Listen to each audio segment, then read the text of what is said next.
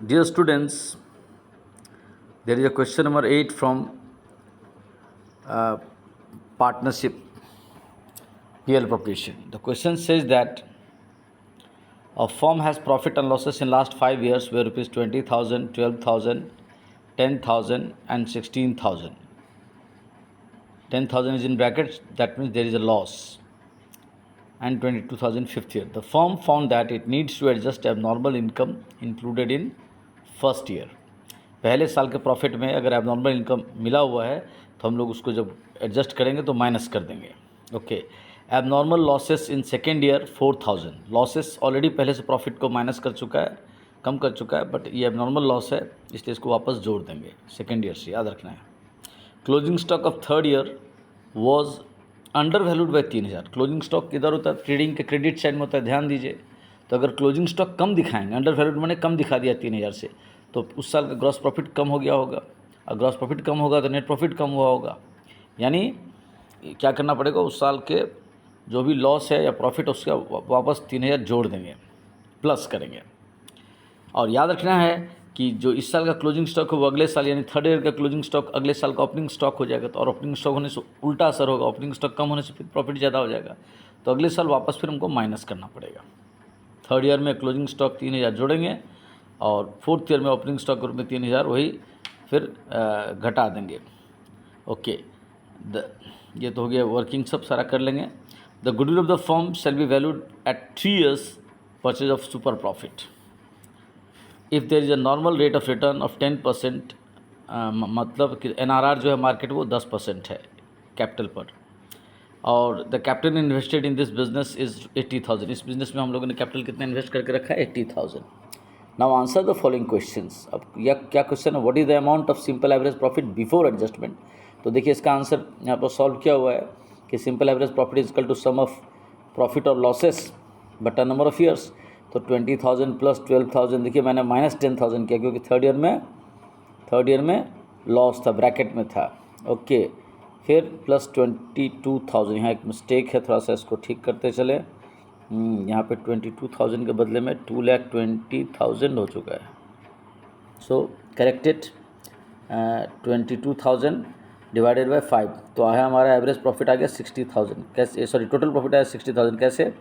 22 plus 16 38, 38 minus 10 तो 28, 28 plus 12 40, 40 plus 20 60. बिल्कुल सही. तो 60,000 divided by 5 equals to 12,000. That is the simple average profit before adjustment. Now we have to find B number. What is the amount of simple average profit after all adjustment? Okay, so how we will do this one? Solution.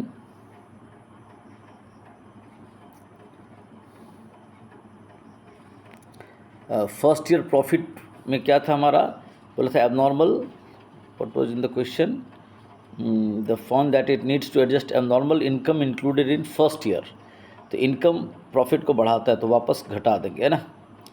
सो क्या करना पड़ेगा हमको? ये जो देखिए 5 साल का total profit हमारा आया था, सब टोटल प्रॉफिट से काम कर लेते हैं. 5 साल का टोटल प्रॉफिट हमारा आया था 60,000. उसमें क्या करते हैं? माइनस एबनॉर्मल इनकम 2,000 माइनस कर दिए, क्योंकि जिस साल का भी प्रॉफिट रहेगा उस एबनॉर्मल इनकम अगर ऑलरेडी पहले से इंक्लूडेड है तो प्रॉफिट को बढ़ा दिया, इसलिए वापस माइनस कर देंगे. आप बोलेंगे माइनस क्यों किए? Because anything abnormal, whether it is income और लॉस और expenses, those are not part of the profit to be taken for goodwill calculation. Okay. So 2,000 minus कर दिए. फिर लिखा था क्वेश्चन में कि abnormal income including 2,000. Abnormal losses in second year 4,000. अच्छा, तो सेकेंड ईयर के प्रॉफिट में क्या करना है? ऑलरेडी से एडजस्ट हो चुका है लॉस 4,000 का. तो सुनिए, लॉस प्रॉफिट को ऑलरेडी पहले कम कर दिया होगा, तो वापस जोड़ देंगे 4,000. फिर आते हैं next closing stock. Closing stock के बारे में लिखा था कि थर्ड ईयर में क्लोजिंग स्टॉक अंडर वैल्यूड हो गया था, तो उसको बढ़ा लेते हैं, प्लस 3,000 कर लेते हैं. प्लस 3,000. लेकिन मैं बताया था आपको कि जो थर्ड ईयर का क्लोजिंग स्टॉक वो फोर्थ ईयर का ओपनिंग स्टॉक बन जाएगा, और ओपनिंग स्टॉक अगर कम रहेगा तो ग्रॉस प्रॉफिट ओपनिंग स्टॉक कम रहेगा तो क्या होगा, ग्रॉस प्रॉफिट ज़्यादा दिखेगा। तो फिर वहाँ उस साथ क्या करना पड़ेगा हमको, -3000 करना पड़ेगा फोर्थ ईयर के लिए। और कोई एडजस्टमेंट बचा हुआ है? नो। सो ये सारा एडजस्टमेंट करने के बाद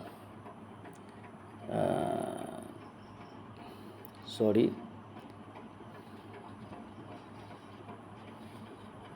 सारा एडजस्टमेंट करने के बाद हमारे पास क्या प्रॉफिट बच जाएगा?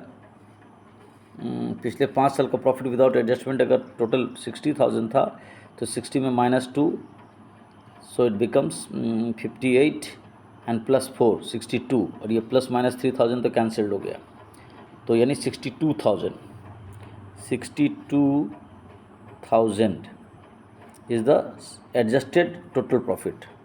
What we have to find out? B, what is the amount of SAP after all adjustment? Okay, so SAP after adjustment equals to 62,000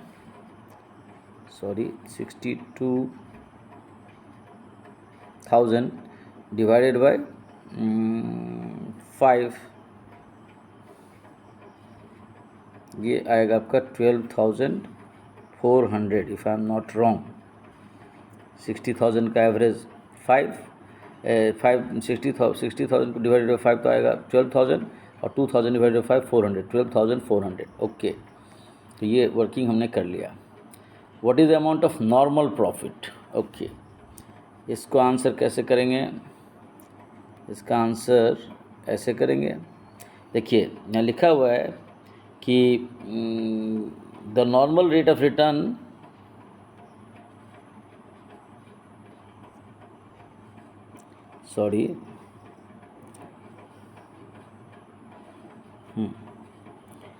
here it is written, if there is a normal rate of return, see this portion है ना, कि if there is a normal rate of return of 10% on capital and the amount invested in this type of business is 80,000, so normal profit का formula होता है, normal profit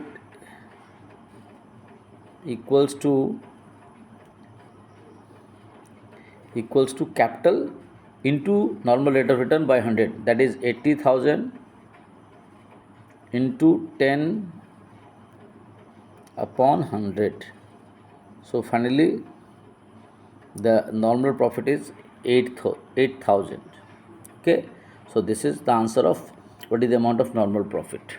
Okay, what is the amount of super profit in second question, in next question? So since its answer will be super profit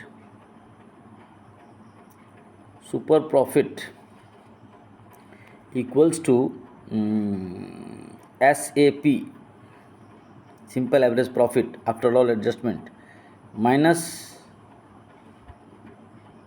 normal profit. So if you put things in this formula, 12,400 minus 8,000. Okay, so we have super profit equals to 4,400. What is the amount of goodwill of the firm? Okay, since the question says us, please follow once again. Sorry.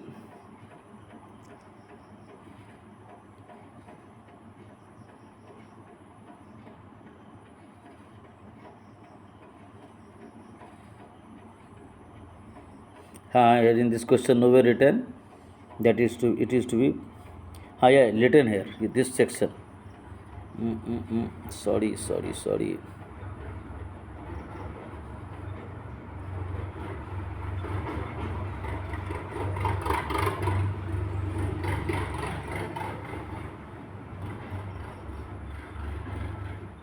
Please come.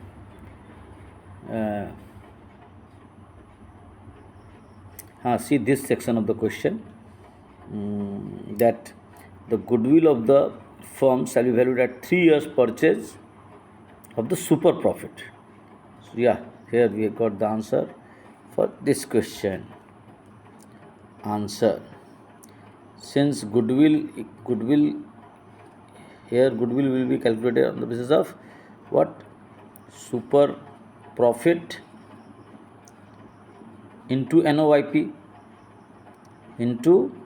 NOYP means NOYP means number of year purchase, and here it is given this question that 3 is the NOYP, and super profit we have 4,400 into 3. So firm's goodwill is 4,003 are 12,000 and 4,003 are 1,200. So it is 13,200 is the goodwill, amount of goodwill. Thank you. Please see it with sincerity. If you can't understand, WhatsApp me, ask me. Thank you.